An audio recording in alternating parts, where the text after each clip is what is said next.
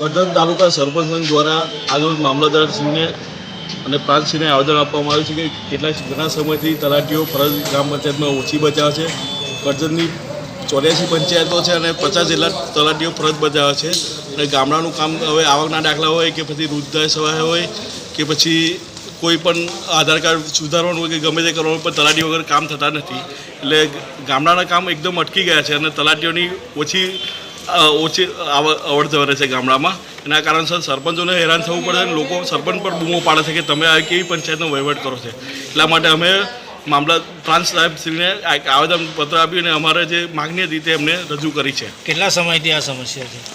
છેલ્લા 6 મહિનાથી કરજણ તાલુકામાં સમસ્યા છે કે ગામડે ગામડે તલાટીઓ ઓછી ફરજ બજાવે છે. એના કારણસર દરેક ગામમાં સરપંચને ડાયરેક્ટ પબ્લિક જોડે સંઘર્ષ કરવો પડે છે.